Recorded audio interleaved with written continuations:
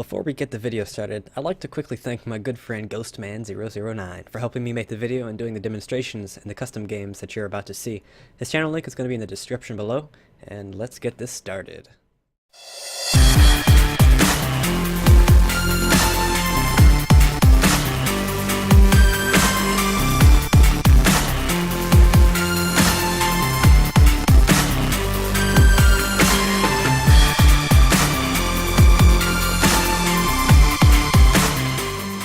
Hello, Jelly here. Quick message. My goal is to reach 100 subscribers. Why? When I do, I get to change my random URL to a customized one. It'd be pretty sick to have a custom link anyway, because anybody could easily find me, plus who doesn't want 100 subs?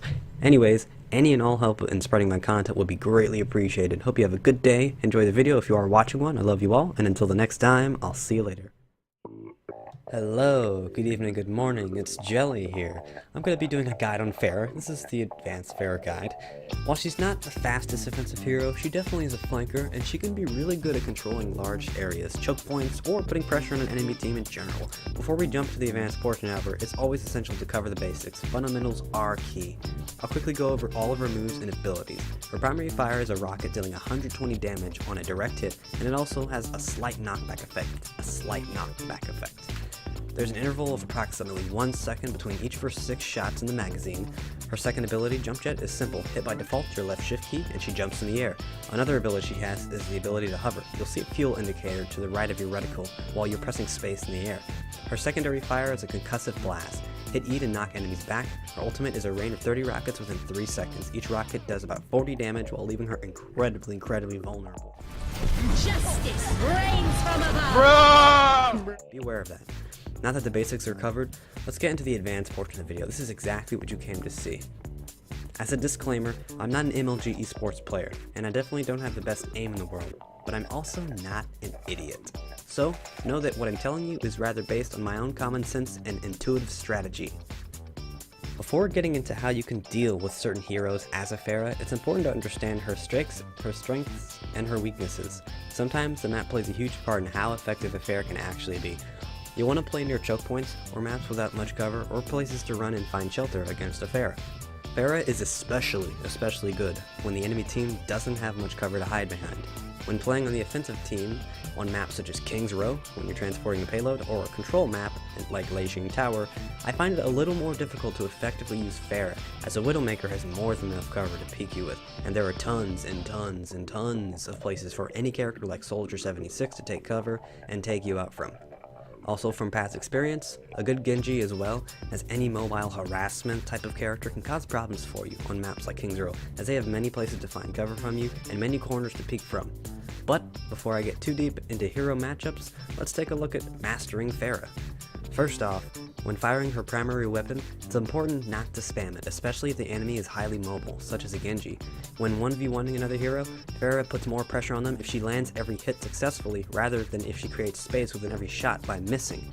Genji can especially be hard to take out if you aren't patient enough to wait for him to land from his double jump. Pharah, while high damaging, is all about timing. If there's a Lucio hopping all over the place and making a mess, just wait for him to come down from his jump and fire on him.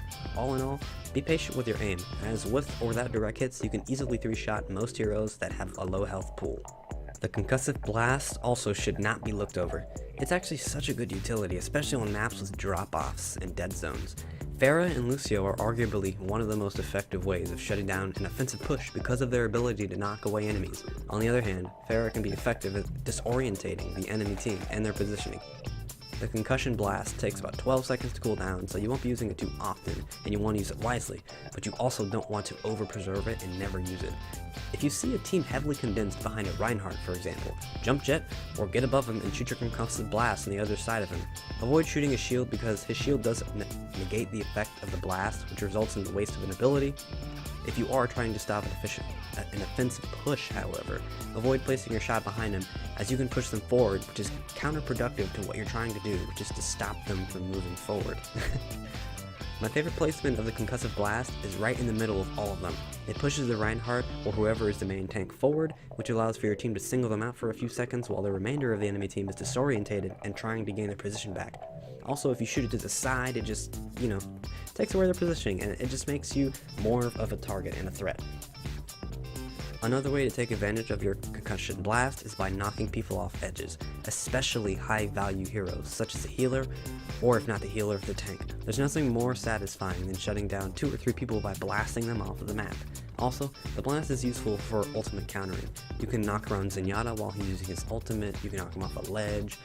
This goes true for a lot of heroes: Reaper, Roadhog, Soldier76, Junkrat's Riptire, Winston, Bastion, and Genji. Also, if you know Lucio is going to use his ultimate, you can get a little cheeky and knock him out of his line of sight from the squad as he's using his ultimate.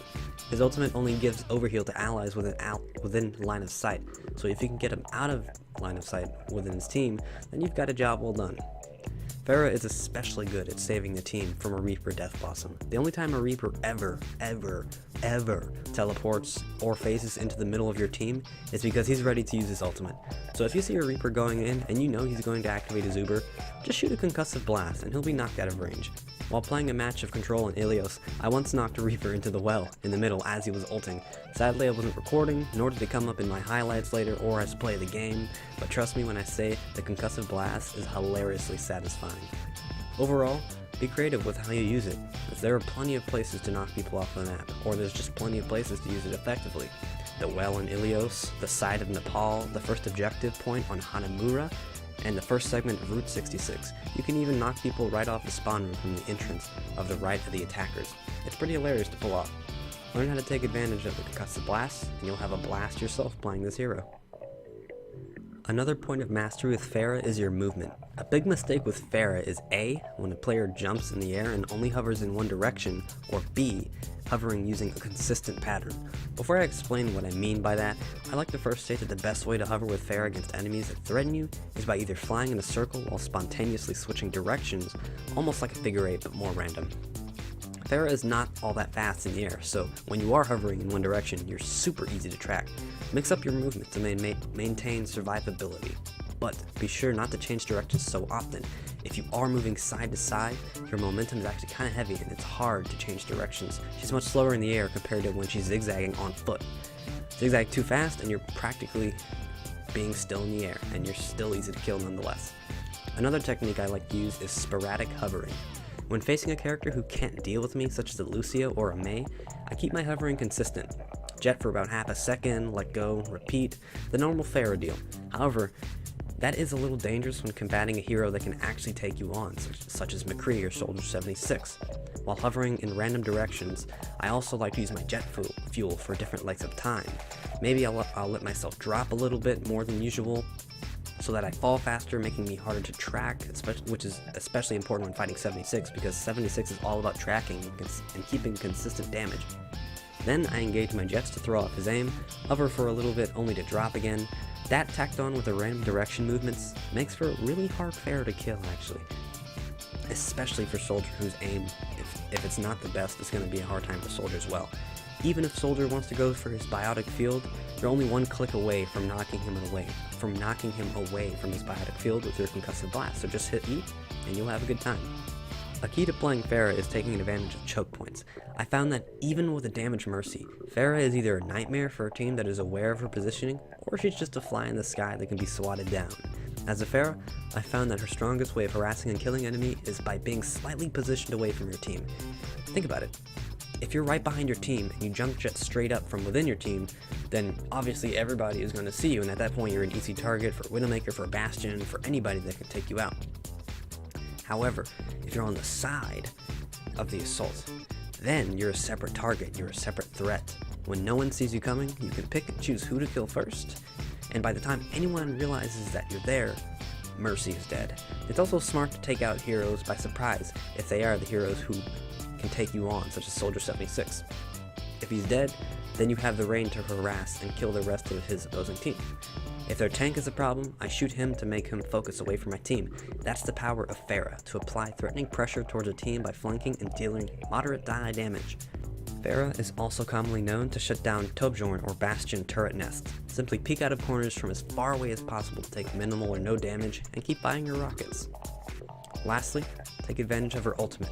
While it's tempting to save it for play of the game, it is usually far more useful to use it when you feel like the timing is right for killing the right characters. Being too far away from your targets can make for a wasted ultimate, so try using it in areas where they don't have much cover to run to. When coming across a large group, before using my ultimate, I always check and target for Mercy, or the healer.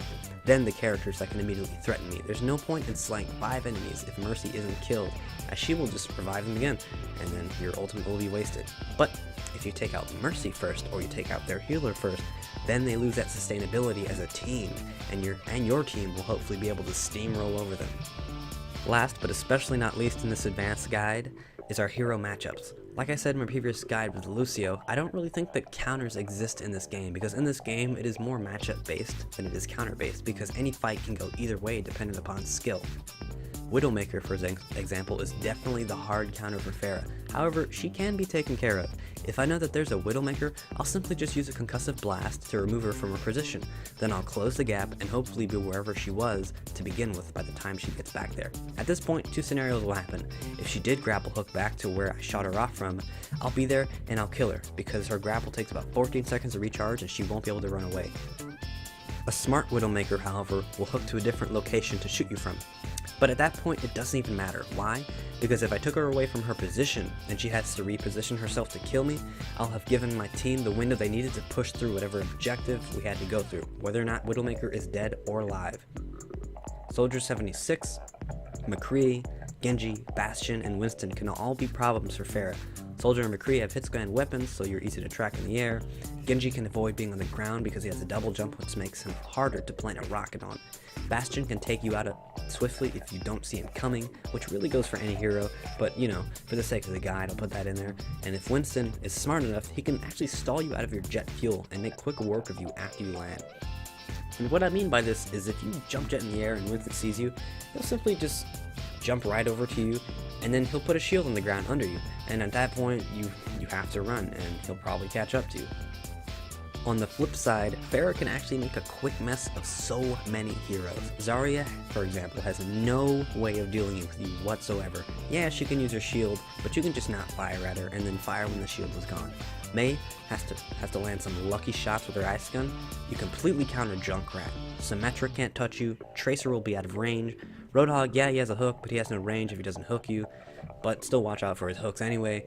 Winston can be pressured if he's not smart enough to jump under you and stall you out, and Reinhardt will have to redirect his shield to negate your damage, which will open up the window for your team to start firing at him.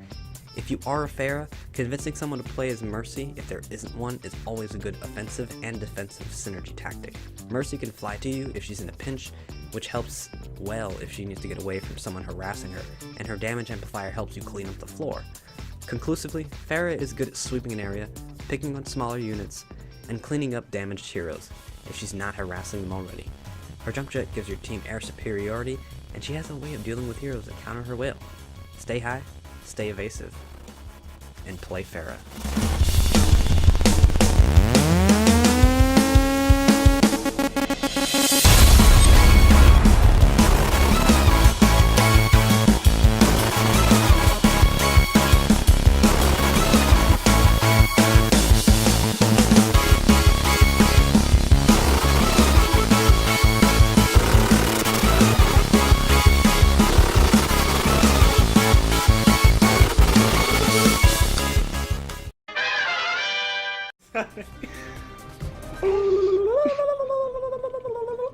Oh, it changed. Damn.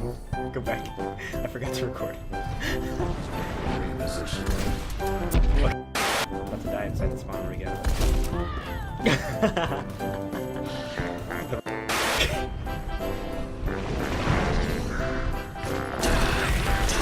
Fuck.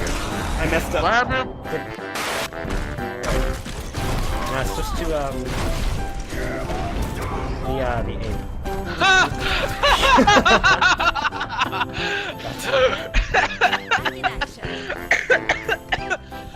Go. Wait, hold on.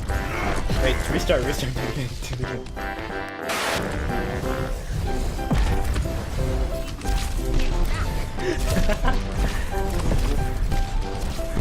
When you thought you were getting me. No. Nope. Sit down, boy. Ready? Yeah.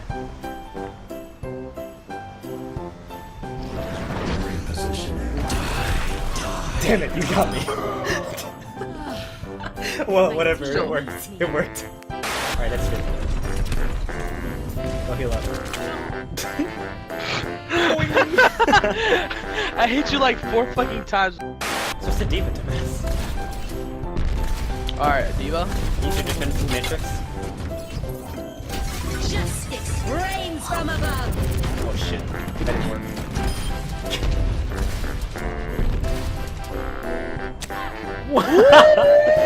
Sniped!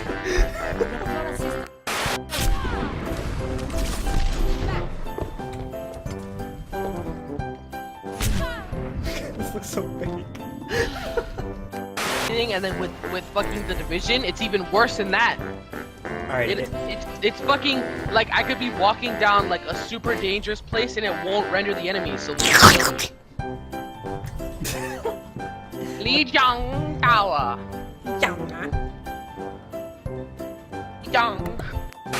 Lijiang Tower. Andy the Frog. Ooh. Yum. Alright, now take advantage of the wall ride, because you realize